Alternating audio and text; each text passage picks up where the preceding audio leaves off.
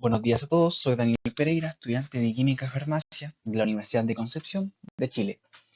Y en conjunto con Pamela Tolosa y Tamara Sandoval, como profesora guías, desarrollaré el tema anticoagulación en pacientes hospitalizados en la unidad de cuidados intensivos de un hospital de alta complejidad.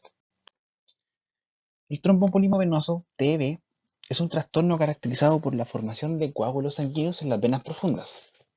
Este engloba la trombosis venosa profunda, TEP, que ocurre comúnmente en las extremidades inferiores, y el tromboembolismo pulmonar, TEP, que ocurre en la circulación pulmonar. Estas patologías aumentan significativamente la morbilidad y mortalidad de pacientes en estado crítico, los cuales tienen una alta incidencia debido a la presencia de varios factores de riesgo, algunos inherentes a la propia condición del paciente, como sepsis, trauma, obesidad, diabetes mellitus, neoplasias, o también por el mismo manejo médico, como la cetoanalgesia, inmovilización prolongada, catéteres invasivos, ventilación mecánica. Debido a esto, el tratamiento anticoagulante es esencial en estas patologías. Por esta misma razón, se han descubierto un gran número de agentes anticoagulantes que permiten abarcar las diferentes necesidades de cada paciente. Dentro de estos fármacos están las heparinas. Este grupo se subdivide en heparina no fraccionada, HNF, y como derivados de esta, las heparinas de bajo peso molecular, HPPM.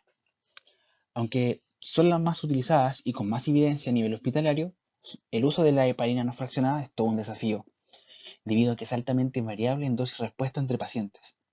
Además, los efectos adversos, como las hemorragias y la trombocitopenia inducida por heparina, son complicaciones graves que por lo tanto van a condicionar a la necesidad de monitorizar constantemente el medicamento, lo que va a generar más trabajo para el equipo de enfermería. Por otro lado, las heparinas de bajo peso molecular, aunque con una respuesta menos variable, también tienen limitaciones en su uso, como estar restringidas en pacientes con insuficiencia renal, lo cual es muy usual en pacientes UCI.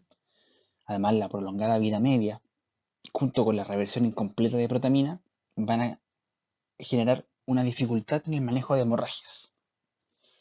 Y por último, la monitorización con actividad anti-10A de esta es una técnica más costosa, menos estandarizada y relativamente menos implementada que la monitorización de la heparina no fraccionada.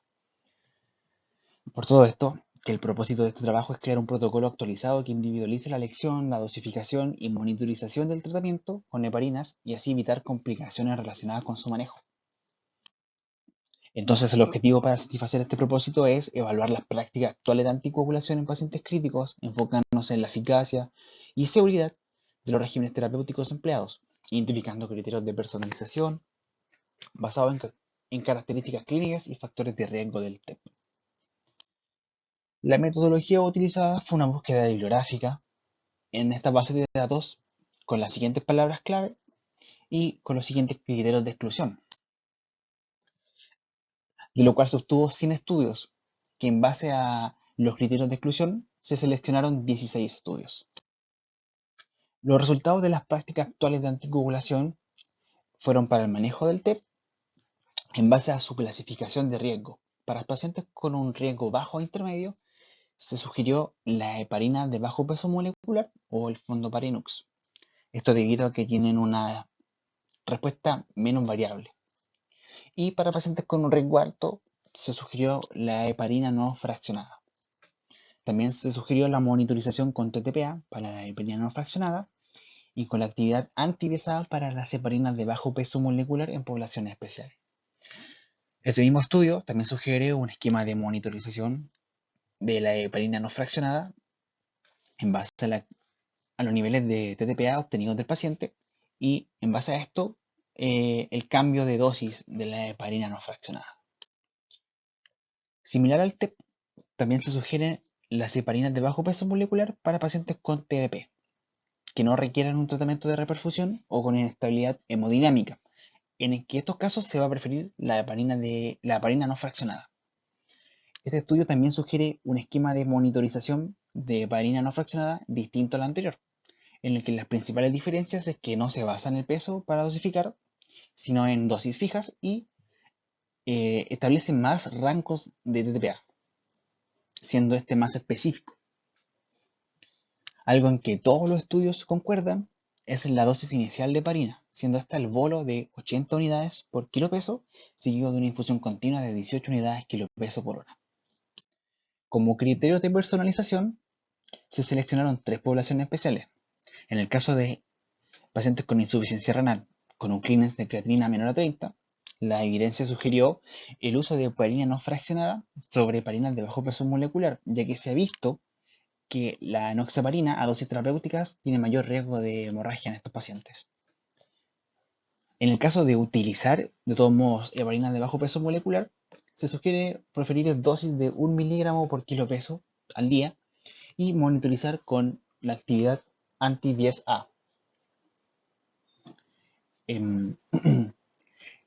Las sugerencias al momento de monitorizar con anti-10A son en el momento correcto de la toma de muestras, lo cual se recomienda que sea de 3 a 5 horas después de la última dosis y que esta última dosis sea la tercera dosis para esquemas de 1 miligramo cada 12 y la segunda dosis para esquemas de 1,5 cada 24 horas.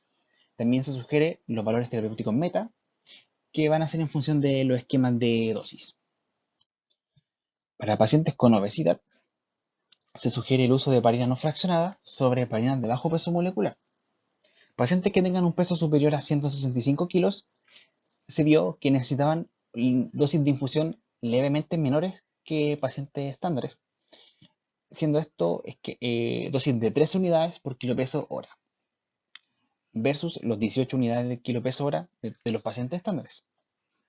También se vio que dosis estándares de enoxaparina podían ser incorrectas, por lo tanto se recomendaba la monitorización con la actividad anti-10A. Por último, para pacientes con trombocitopenia inducida por heparina, ya sea confirmada o con sospecha fuerte, se sugiere la suspensión de los anticoagulantes heparínicos y que estos sean reemplazados por inhibidores directos de la trombina, ya sea lepirodina, argatroban o vivarirudina, también incluso fondaparinux, considerando las comorbilidades del paciente al momento de elegir estos anticoagulantes y también la disponibilidad del arsenal. En conclusión, la personalización de la terapia es crucial para el manejo de los resultados clínicos y también así evitar complicaciones con la anticoagulación. Se va a preferir el uso de heparinas de bajo peso molecular sobre la heparina no fraccionada en pacientes menos graves. En pacientes más graves se va a sugerir la heparina no fraccionada. También, las poblaciones especiales requieren diferentes esquemas de dosis y monitorización, e incluso algunas requieren distintos agentes anticoagulantes, así como también parámetros de laboratorio distintos para monitorizar estos tratamientos. Como proyección de este trabajo, se va a sugerir ampliar las poblaciones especiales estudiadas a pacientes que tengan trombofilias, pacientes embarazadas o enflaquecidos. También ampliar el arsenal farmacológico para el manejo de poblaciones especiales. Esto es específicamente también para los inhibidores directos de la trombina, que en el caso de este hospital no están en el arsenal. También se va a sugerir extender el estudio a la anticoagulación para el síndrome coronario agudo, los cuales van a requerir distintos requerimientos de dosis y monitorización a la patología estudiada en este estudio. Y por último, personalización local del rango terapéutico de TTPA, ya que se ha visto que las diferentes técnicas de laboratorio, coagulómetro y reactivos producen variabilidad en este parámetro. Muchas gracias.